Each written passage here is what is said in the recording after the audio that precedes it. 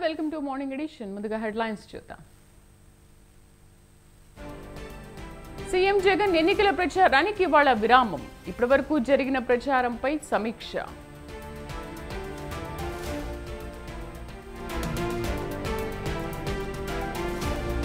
దూకుడు పెంచిన రేవంత్ రెడ్డి ఇవాళ 3 చోట్ల ఎన్నికల ప్రచారం.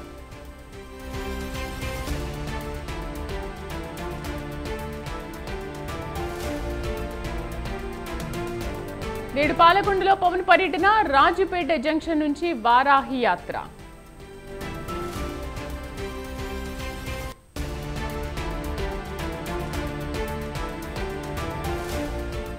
తెలంగాణకు క్యూ కట్టిన ఢిల్లీ నేతలు. ప్రచార బరిలోకి బీజేపీ, కాంగ్రెస్ అగ్రనేతలు.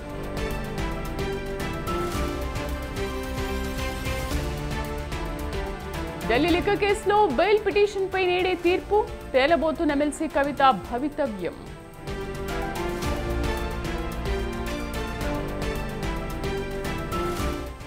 నాలుగు రోజులుగా కొనసాగుతున్న ఆపరేషన్ చిరుత. బోన్లో మేకను ఎరగా వేసిన ఫలించని ప్రయత్నం.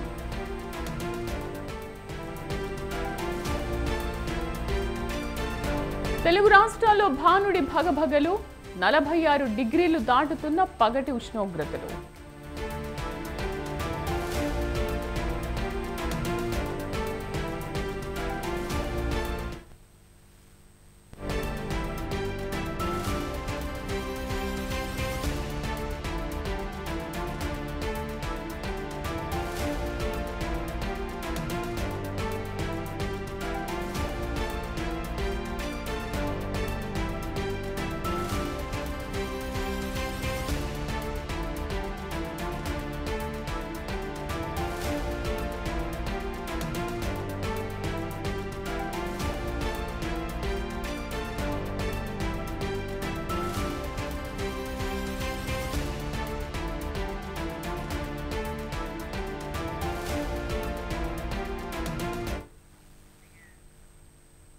హైదరాబాద్ శంషాబాద్ లో చిరుత కోసం అధికారుల గాలింపు ముమ్మరంగా కొనసాగుతోంది. చిరుతను బంధించేందుకు ఇప్పటికే 5 బోన్లతో పాటు 25 సీసీ కెమెరాలను ఏర్పాటు చేశారు. అన్ని కెమెరాల్లోనూ చిరుత కదలికలు రికార్డ్ అవుతున్నాయి. దాన్ని బంధించేందుకు బోన్లో మేకను ఎరగా వేసిన అధికారుల యత్నం ఫలించలేదు. 4 రోజులుగా అక్కడే తిరుగుతోంది.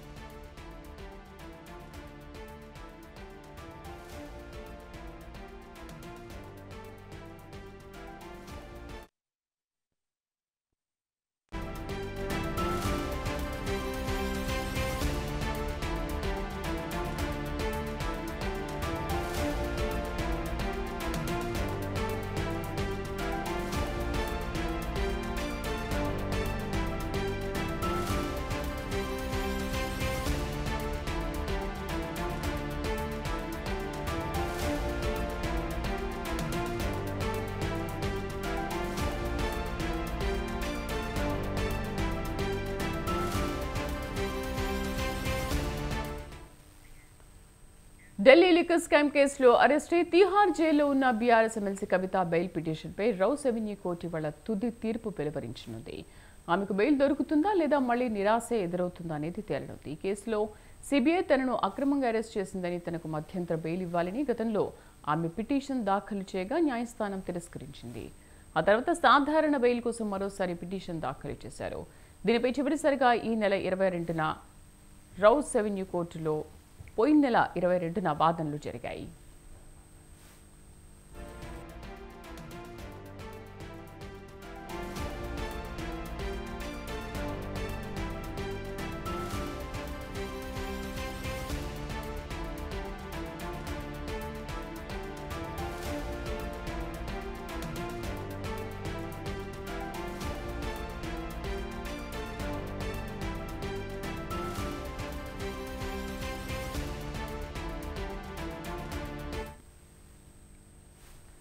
ఏడేళ్లలోపు శిక్ష పడే కేసులకు అరెస్ట్ అవసరం లేదని, కవిత మహిళ కాబట్టి పీఎంఎల్ఏ సెక్షన్ 45 ప్రకారం బెయిల్కు అర్హురాలని ఆమె తరఫున న్యాయవాది విక్రమ్ చౌదరి కోర్టులో వాదనలు వినిపించారు. సరైన ఆధారాలే లేని కేసులో ఆమెకు బెయిల్ మంజూరు చేయాలని కోరారు. అయితే ఢిల్లీ మద్యం కుంభకోణంలో కవితదే కీలక పాత్రని కేసు దర్యాప్తు జరుగుతోందని, ఆమె బయటకొస్తే కేసును ప్రభావితం చేస్తారు కాబట్టి బెయిల్ ఇవ్వొద్దని సిబిఐ తరఫు న్యాయవాది పంకజ్ గుప్తా వాదించారు. ఇరువురి వాదనలు విన్న న్యాయమూర్తి జస్టిస్ కావేరి భవిజా తీర్పును ఇవాల్టికి రిజర్వ్ చేశారు. ఇక మనీ లాండరింగ్ కేసులో కవిత బెయిల్ పిటిషన్పై ఈ నెల 6న తీర్పు రానుంది. ఆమె జ్యుడిషియల్ కస్టడీ ఈ నెల 7వ తేదీతో ముగియనుంది.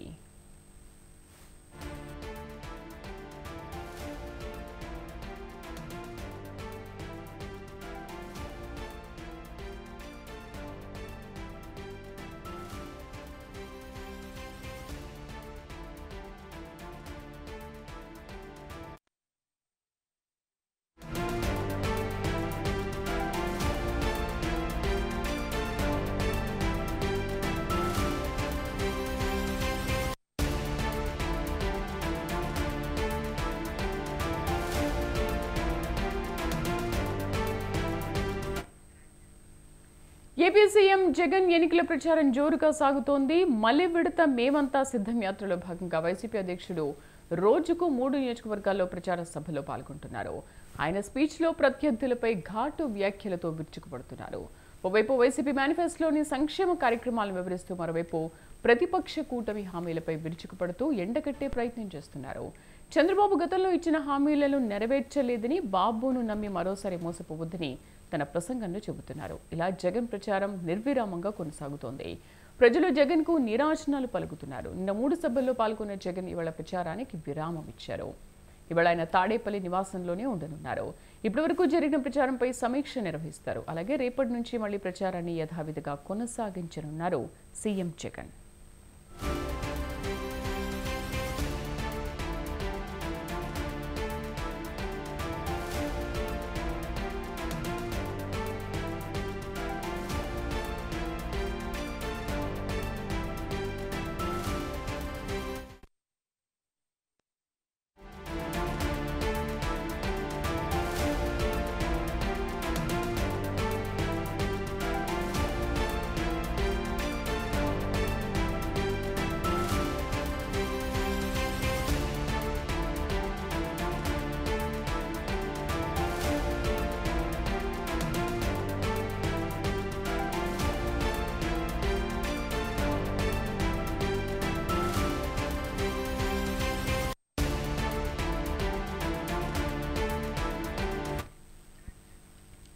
ఏపీలో ప్రధాని మోదీ ఎన్నికల ప్రచార తేదీలు ఖరారయ్యాయి. దీంతో ఎన్డీఏ అభ్యర్థుల తరఫున ప్రచారంలో పాల్గొనడానికి మోదీ ఈ నెల 7, 8వ తేదీల్లో ఏపీలో పర్యటించనున్నారు.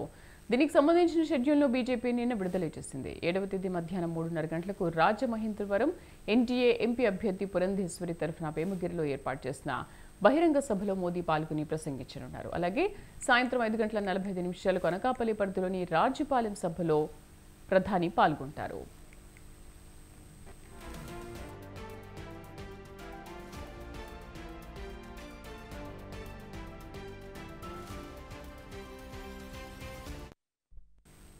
ఇక 8వ తేదీ సాయంత్రం 4 గంటలకు పీలేరు సభకు హాజరవుతారు. రాత్రి 7 గంటలకు విజయవాడలోని ఇందిరాగాంధీ మైదానం నుంచి బెంచ్ సర్కిల్ వరకు రోడ్ షో నిర్వహిస్తారు.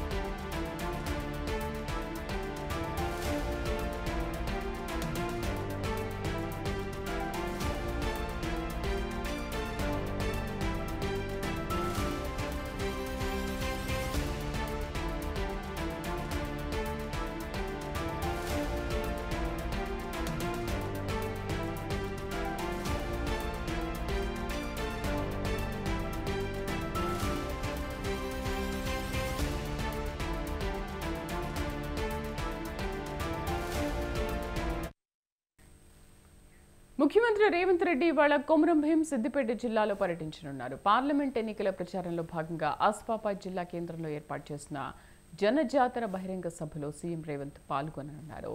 హైదరాబాద్ నుంచి హెలికాప్టర్ ద్వారా సీఎం జిల్లాకు చేరుకోనున్నారు. ఆసిఫాబాద్ పట్టణంలోని ప్రేమలా గార్డెన్ సమీపంలో సభాస్థలిని ఏర్పాటు చేశారు.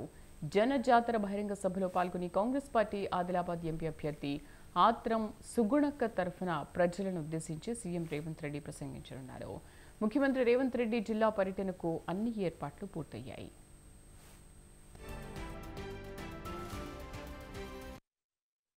ఆసిఫాబాద్ సిర్పూర్ నియోజకవర్గాల పరిధిలో సీఎం సభకు 30,000 మందిని తరలించేందుకు పార్టీ నాయకులు ఏర్పాట్లు చేస్తున్నారు. ముఖ్యమంత్రి సభకు వచ్చే ప్రజల కోసం ప్రత్యేక షామియానాలను ఏర్పాటు చేశారు. హెలిప్యాడ్ సభాస్థలి పనులను మంత్రి సీతక్క, కాంగ్రెస్ పార్టీ జిల్లా అధ్యక్షుడు కొక్కిరాల విశ్వప్రసాద్ రావు జిల్లాలోని ఆసిఫాబాద్ సిర్పూర్ నియోజకవర్గాల ఇన్ఛార్జీలతో కలిసి పరిశీలించారు. సీఎం పర్యటన నేపథ్యంలో పోలీసులు భారీ బందోబస్తు నిర్వహించనున్నారు.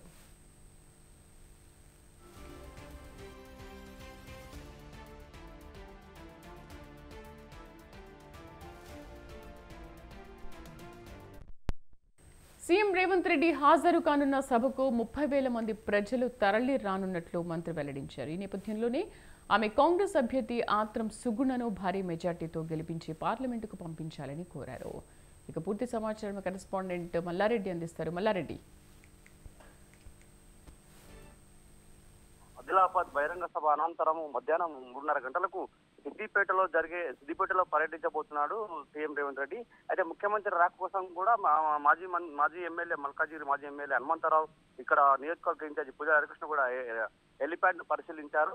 అక్కడి నుంచి హెలిప్యాడ్ హైదరాబాద్ నుంచి సిద్దిపేట కలెక్టరేట్ చేరుకున్న అనంతరము అక్కడి నుంచి నేరుగా బీజేఆర్ చౌరస్తా వస్తే బీజేఆర్ చౌరస్తా నుంచి సిద్దిపేట పాత బస్టాండ్ వరకు కూడా రోడ్డు షో నిర్వహించి అనంతరం కార్నర్ మీటింగ్ లో ప్రసంగించబోతున్నారు. ఈ ప్రసంగానికి ఈ సమావేశానికి నియోజకవర్గ పరిధిలోని అన్ని మండలాల నుంచి మరి పట్టణం నుంచి జన సమీకరణ చేస్తున్నారు. CP Anuradha, commissioner of police Anuradha ఆధ్వర్యంలో కట్టుదిట్టమైన భద్రతా ఏర్పాట్లను కూడా చేస్తున్నారు. వచ్చే జనానికి కూడా ఎలాంటి ఇబ్బంది కలగకుండా అన్ని ఏర్పాట్లను కూడా చేస్తున్నారు. ఈ జన సమీకరణకు కాంగ్రెస్ శ్రేణులు అందరు కూడా నాయకులు, పార్టీ ప్రతినిధులు కూడా జనాన్ని సమీకరిస్తున్నారు. ముఖ్యంగా ఈ గత వారం నుంచి జరుగుతున్న ఏదైతే మాజీ మంత్రి హరీష్ రావుకు సీఎం రేవంత్ రెడ్డి మధ్య జరుగుతున్న ఈ మాటల యుద్ధంలో సిద్దిపేటలో ఎలా స్పందిస్తాడు, ఈ గ్యారెంటీల పైన ఈ హరీష్ రావు చేస్తున్న ఆరోపణ ఎలా స్పందిస్తారో కూడా ప్రజలందరూ ఎదురు చూస్తున్నారు. అదేవిధంగా ముఖ్యమైన అంశం కొడంగల్ కు సిద్దిపేటలో మంజూరైన వెటర్నరీ కాలేజీని కొడంగల్ తరలించినందున సిద్దిపేట ప్రజలకు ఇక్కడనే కొనసాగిస్తానని హామీ ఇచ్చిన తర్వాతనే సిద్దిపేటలో అడుగుపెట్టాలని చెప్పేసి మాజీ మంత్రి హరీష్ రావు కూడా ఒక సవాల్ చేశారు. ఈ సవాల్ను ఏ విధంగా స్వీకరిస్తారు అనేది కూడా సిద్దిపేట ప్రజలు ఎదురు చూస్తున్నారు. ఈ రేవంత్ రెడ్డి స్పీచ్ ఏ విధంగా ఉండదు, సిద్దిపేటను ఏ విధంగా అభివృద్ధి చేస్తాం, సిద్దిపేటకి ఇచ్చే హామీలు ఏముంటాయి అనే విషయం కూడా ఈ ప్రజల్లో కూడా చర్చ కొనసాగుతుంది. మల్లారెడ్డి, ఇంతకీ ఆత్రం సుగుణక్కకి అసలు ప్రజల నుంచి ఎటువంటి స్పందన ఉంది? ఆదిలాబాద్ లో అత్రం సుగుణకు కూడా చాలా మంచి స్పందన అని చెప్పవచ్చు. ఆదిలాబాద్ పార్లమెంట్ పరిధిలో అన్ని నియోజకవర్గాలు కూడా ఆమె రోడ్ షోలు నిర్వహిస్తుంది. రోడ్ షో నుంచి ప్రతి ఒక్క ప్రజలను కూడా దగ్గరికి వెళ్ళి వ్యక్తితో ముఖాముఖిగా వాళ్ళ యొక్క ప్రచారాన్ని ముమ్మరం చేస్తూ గ్యారెంటీలను కూడా ప్రజలకు సొచ్చుకునే విధంగా కూడా ఆమె తమ ప్రచారం నిర్వహిస్తున్నారు. Right Mallareddy, thank you.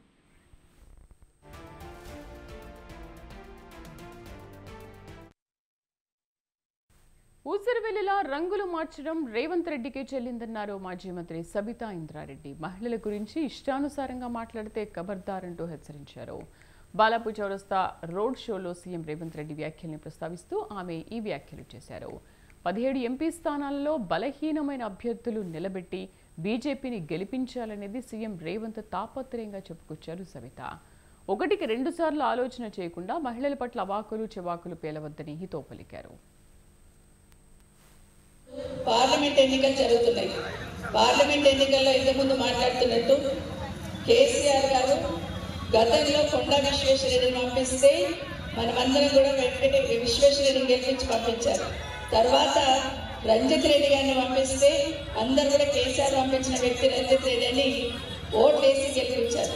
ఒక్కనాడు ఈ ప్రాంతానికి రాకపోయినా, ఒక్కనాడు ఈ ప్రాంతంలో అభివృద్ధి పట్టించుకోకపోయినా మనం ఏమి కూడా అనకుండా వాళ్ళని గౌరవించుకుంటూ వచ్చిన సందర్భం.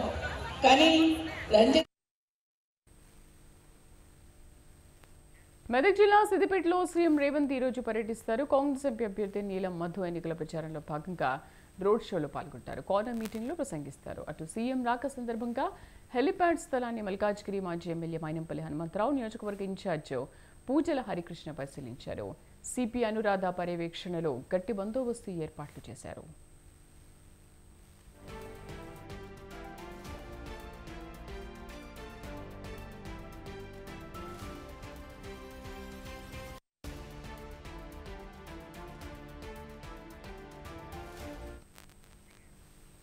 పెద్దపల్లి పార్లమెంటు సెగ్మెంట్లో ఎలక్షన్ హీట్ కాకరేపుతోంది. ప్రధాన పార్టీల త్రిముఖ పోరుతో సమ్మర్ను మించి సెగలు కక్కుతోంది.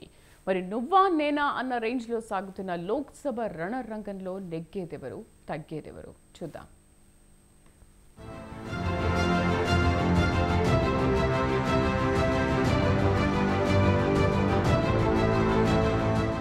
బొగ్గు గనులతో గోదావరి నదికి ఇరువైపులా విస్తరించి ఉన్న పెద్దపల్లిలో పార్లమెంట్ పోరు ఆసక్తిగా మారింది. ఇక్కడ కార్మికుల ఓట్లే కీలకం. రేసు గుర్రాల తలరాతలు మార్చేది వీళ్లే. పెద్దపల్లి జిల్లాలో రామగుండం, మంచిర్యాల జిల్లాలో శ్రీరాంపూర్, మందమర్రి, బెల్లంపల్లిలో ఉన్న మొత్తం కార్మికుల సంఖ్య 27,784. వీరు కాకుండా కాంట్రాక్టు కార్మికులు సుమారు 25,000 మంది విధులు నిర్వర్తిస్తున్నారు. అయితే వీరే కాకుండా కుటుంబ సభ్యులను కలుపుకుంటే ఒక్కో ఇంట్లో సగటున 4 ఓట్లైనా ఉంటాయని అంచనా వేస్తున్నాయి పార్టీలు. ఈ లెక్కన సుమారు 2 లక్షలకు పైగా ఓట్లు కీలకంగా మారనున్నాయి. ఇక వీరితో పాటు రిటైర్డ్ కార్మికులు, వారి కుటుంబీకుల ఓట్లు మరో 50,000 వరకు ఉంటాయని అంచనా. దీంతో కార్మికులను తమ వైపుకు తిప్పుకుంటే ఈజీగా 2.5 లక్షల ఓట్లు తమ ఖాతాలో పడ్డట్టే అన్న వ్యూహంలో ఉన్నారు పార్టీ నేతలు.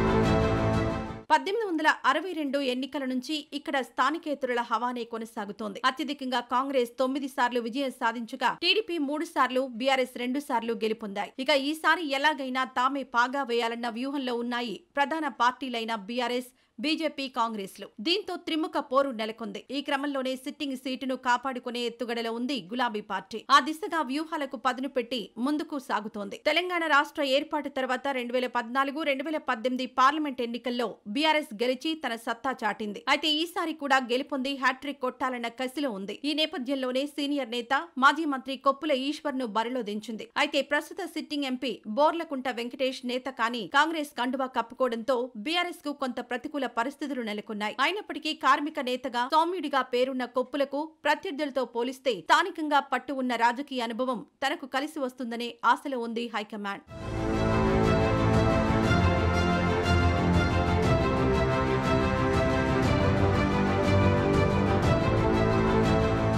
మరోవైపు ఈసారి ఎలాగైనా బోణీ కొట్టాలని తహతహలాడుతోంది బీజేపీ. అందుకు తగ్గట్టుగా వ్యూహాత్మకంగా అడుగులు వేస్తోంది. ఇటీవలే కాంగ్రెస్ నుంచి వచ్చిన గోమాసే శ్రీనివాస్ కు టికెట్ ఇచ్చి పోటీకి దించింది. గత ఎన్నికల నుంచే కమలం పార్టీ ఇక్కడి నుంచి బరిలో నిలుపుతోంది. సంస్థాగతం బలోపేతం కాకపోవడం, గత అసెంబ్లీ ఎన్నికల్లో మంచిర్యాల మినహా ఎక్కడా ఆశించిన ఓట్లు రాకపోవడం, అలాగే పార్టీలో వర్గ పోరు లాంటి లెక్కలతో విజయం అంత సులువేం కాదన్న టాక్ వినిపిస్తోంది. అయితే ప్రధాని మోదీ చరిష్మా, కేంద్ర ప్రభుత్వ పథకాలను నమ్ముకున్నారు కమలనాథులు. ఆ దిశగానే విస్తృత ప్రచారం చేస్తున్న నాయకులు ఈసారి గెలుస్తామన్న ధీమాలో ఉన్నారు. దీనికి తోడు పెద్దపల్లి సిట్టింగ్ ఎంపీ వెంకటేష్ నేత కానీ తమ కండువా కప్పుకోవడం కలిసొస్తుందన్న ఆశాభావంలో ఉన్నారు.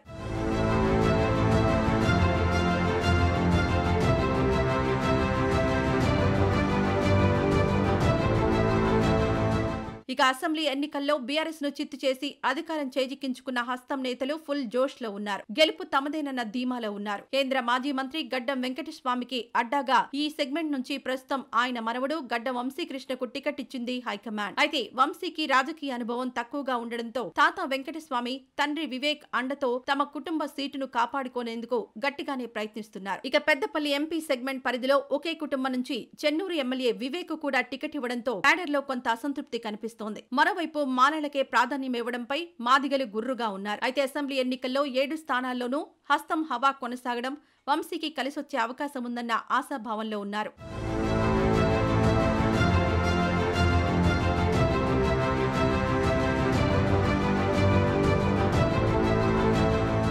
మొత్తానికి ఎవరికి వారు తమ విజయం పక్కా అన్న ధీమాలో ఉన్నాయి బీఆర్ఎస్ బీజేపీ హస్తం పార్టీలు. మరి ఎవరి లెక్కలు ఫలిస్తాయి, ఎవరి లెక్కలు తారుమారవుతాయి, పెద్దపల్లి ఇలాఖాలో ఎగిరే జెండా ఎవరిదన్నది ప్రస్తుతం ఆసక్తిగా మారింది. మరి ఈ ఉత్కంఠకు తెరదించాలి అంటే ఎన్నికల ఫలితాలొచ్చే వరకు వేచి చూడాల్సిందే.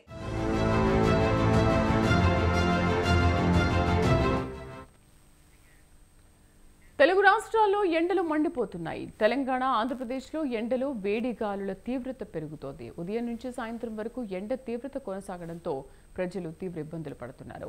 ఇవాళ ఏపీలో అత్యధిక ఉష్ణోగ్రతలు నమోదయ్యే అవకాశాలున్నాయని వాతావరణ శాఖ తెలిపింది. రాయలసీమ, కోస్తాంధ్రలోని పలు ప్రాంతాల్లో 45 నుంచి 46 డిగ్రీల ఉష్ణోగ్రతలు నమోదయ్యే అవకాశం ఉందని అధికారులు తెలిపారు.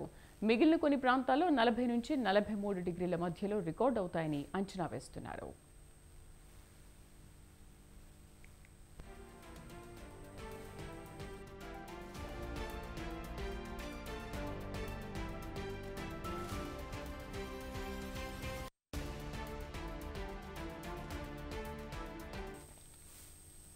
ఇవాళ ఏపీలోని 31 మండలాల్లో తీవ్ర వడగాలులు, 234 మండలాల్లో వడగాలులు వీచే అవకాశం ఉందని విపత్తు నిర్వహణ సంస్థ అంచనా వేస్తోంది. మరోవైపు రాష్ట్రంలో నిన్న 79 మండలాల్లో తీవ్ర వడగాల్పులు వీయగా 118 మండలాల్లో వడగాల్పులు వీచాయి. రాష్ట్రంలో ఏకంగా 21 జిల్లాలో గరిష్ట ఉష్ణోగ్రతలు 43 డిగ్రీలు దాటాయి. రాష్ట్రంలో అత్యధికంగా పల్నాడు జిల్లా కొప్పునూరులో 46.2, తిరుపతి జిల్లా మంగనెల్లూరు 46 డిగ్రీల గరిష్ట ఉష్ణోగ్రత నమోదైంది.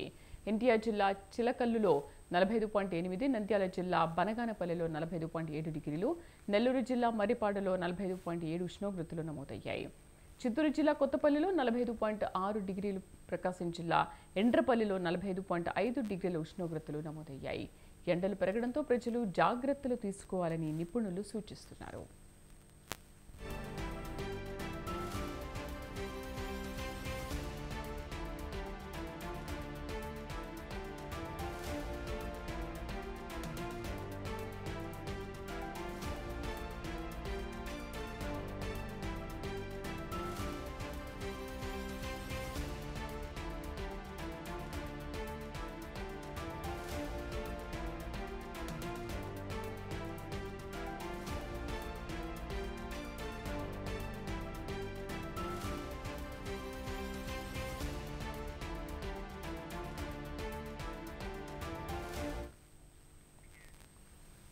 తమ కరోనా వ్యాక్సిన్ కోవిషీల్డ్ సురక్షితమైందేనని ఆస్ట్రాజెనెకా కంపెనీ మరోసారి స్పష్టం చేసింది.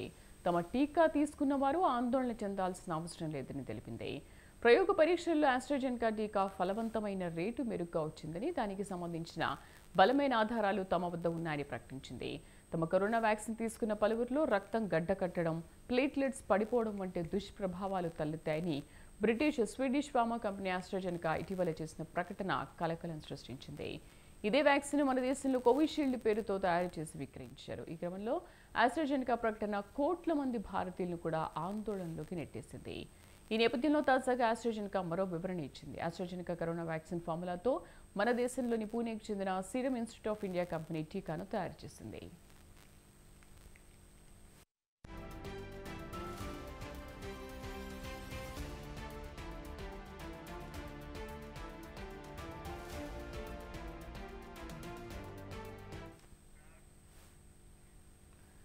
దేశంలో బంగారం ధరలు భారీగా పడిపోయాయి. తులం రేటు ఏకంగా 1000 రూపాయల మేర దిగొచ్చింది. వెండి సైతం తగ్గింది. బంగారం, వెండి కొనుగోలుకు ఇదే మంచి అవకాశంగా చెప్పొచ్చు. హైదరాబాద్ బులియన్ మార్కెట్లో బంగారం ధరలు వరుసగా పడిపోతున్నాయి. తులం బంగారం ఈ రేటు ఇవాళ మరో 1000 రూపాయలు పడిపోయింది. ఈ క్రమంలో 22 క్యారెట్ల బంగారం రేటు హైదరాబాద్లో 10 గ్రాములకు 65,550 వద్దకు దిగొచ్చింది. 24 క్యారెట్ల బంగారం రేటు 10 గ్రాములకు 71,510 వద్దకు పడిపోయింది. వెండి కూడా బంగారం ధరలోనే నడిచింది. వెండి ధర 500 రూపాయలు తగ్గి 83,000 వద్ద అమ్ముడవుతోంది.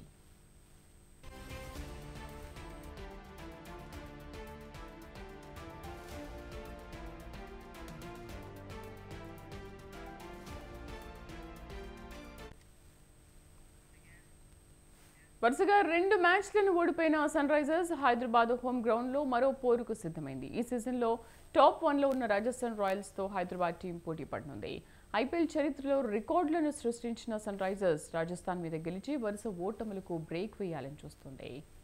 ఈ రోజు సాయంత్రం జరిగే మ్యాచ్ కోసం Risers captain Pat Cummins, Royals captain Sanju Samson ready అయ్యారు. గెలుపోటములతో సంబంధం లేకుండా క్రికెట్ ఫ్యాన్స్ హైదరాబాద్లో జరిగే మ్యాచ్లను ఎంజాయ్ చేస్తున్నారు.